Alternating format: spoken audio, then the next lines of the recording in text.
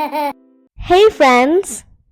Simply click the link below and enter to win our coloring and activity book. Winners are announced every Friday. Okay, you ready to get started? Yep. All right. Today's music lesson.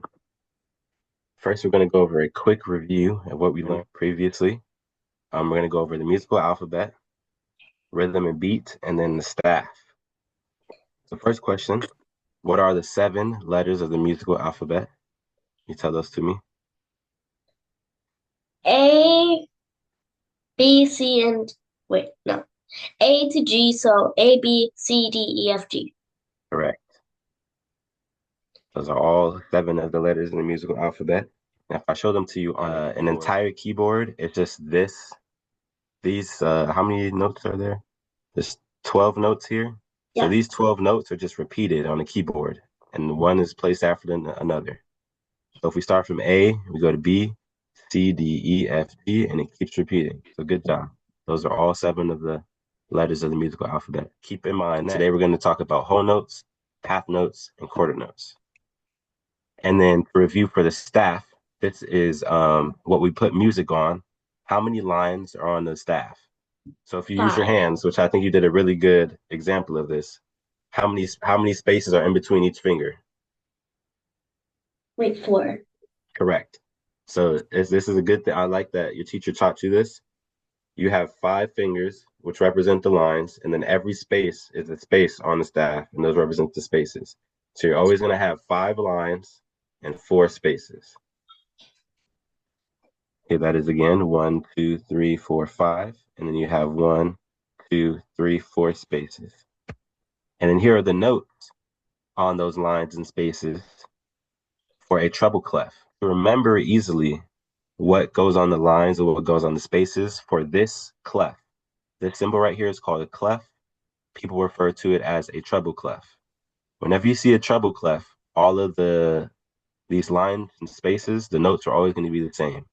So from the bottom going up, you have E, G, B, D, F. Write down the letters E, G, B, D, F, and then write them stacked. So E on top, and then G below the E, B below the G, D below the B, and F below the D. So E, G, B, D, F. I'm gonna spell an acronym for you. So the E stands for every. I know this one. You know this one? What does it stand for? Every good boy deserves food or something like that. Perfect. Can you write that down? Lines. What's the acronym for the lines? Can you tell it to me? Huh? The acronym for the lines. What does each letter stand for? E stands for every, G stands for good, B stands for boy, D stands for deserve, this stands for food.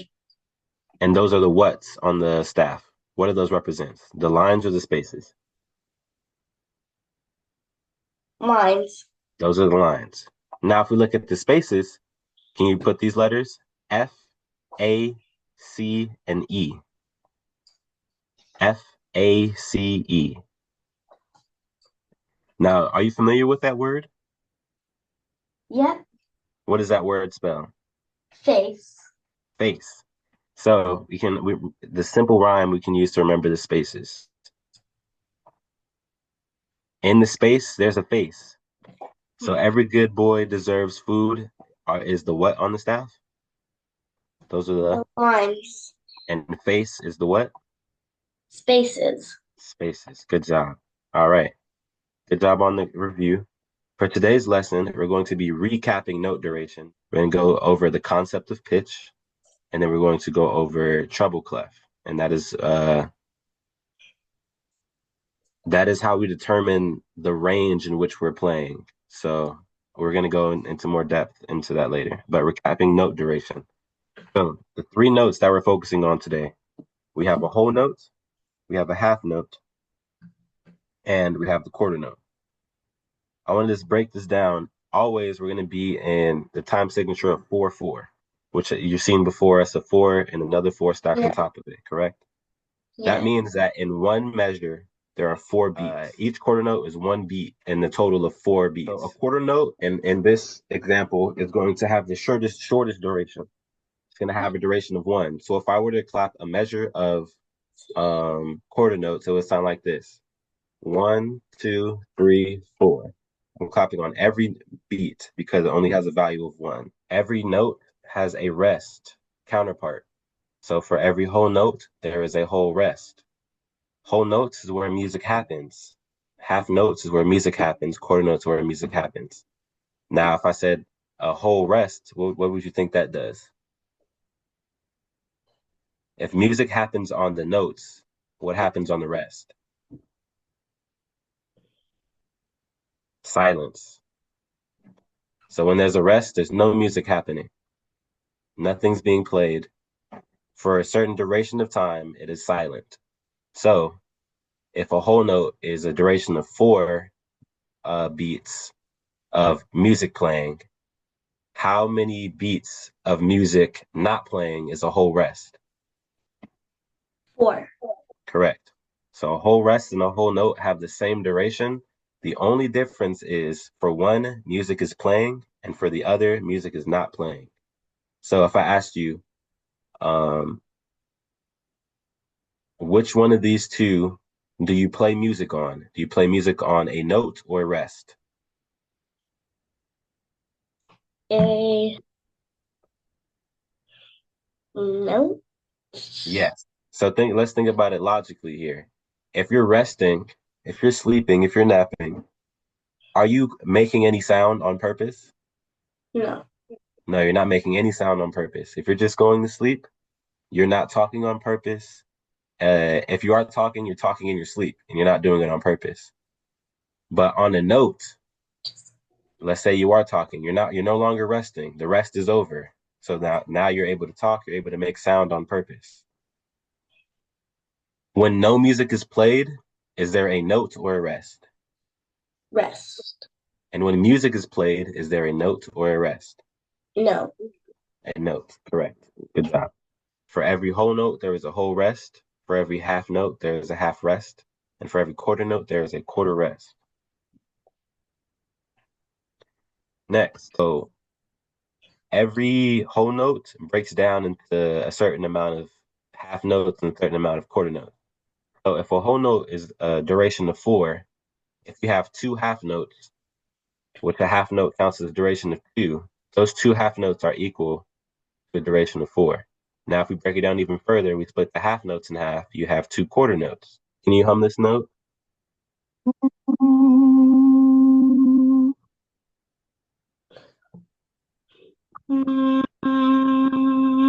Perfect. And that was this. Can you hum this note?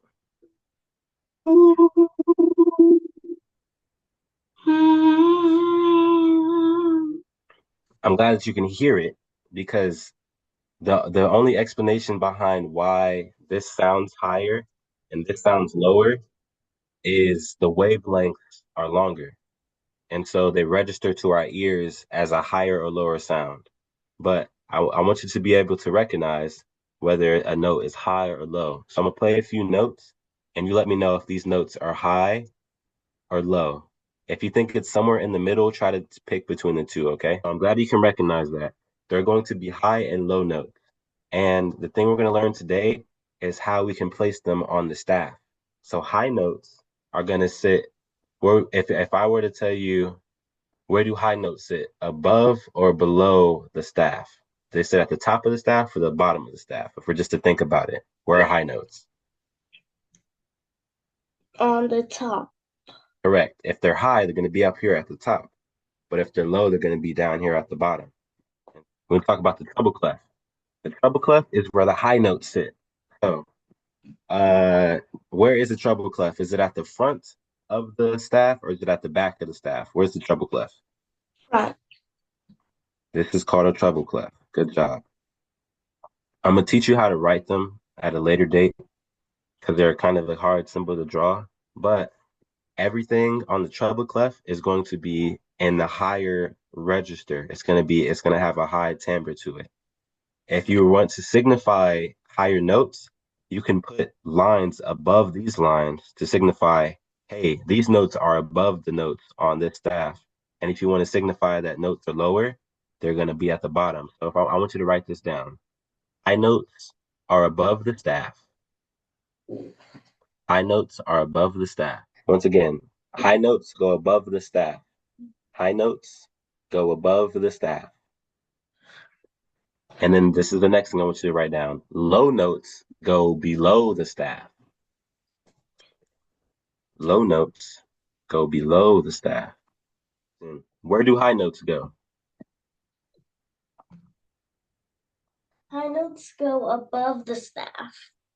And where do low notes go? Low notes go below the staff. Good job. Now, high notes are in which clef? This clef at the top or this clef at the bottom? The top clef. The top clef. And what is this clef called? The one at the top? Treble clef. A treble clef. Good job. Now, to end, I would like to go over these 2 recap questions. You can go back through your notes to help, so you can look at your notes. So, what are the 3 note durations we learned today? There are 3 notes we focused on. Quarter note, half Yes. and whole note. Correct. Now, what is the duration of a whole note? How long is the whole note? How many beats? 4 beats. Correct. How many beats are in a quarter note? 1 beat. And how many beats are in a half note? 2. Good job. Now, we're going to learn more about this clef at the bottom. This is called a bass clef. And basically, in the bass clef, you have low notes. But we'll go over that at a different day. So, just to recap, the second question, what is the name of the symbol that sits at the start of a staff? It is a what clef? Treble clef. Good job. And do treble clefs have high notes or low notes? High note. They have high notes. Treble clef equals high notes. All right, good job. We finished a little early today, but you did great. Melody magic with me. Learning is fun, yeah, you'll see. Melody magic with me.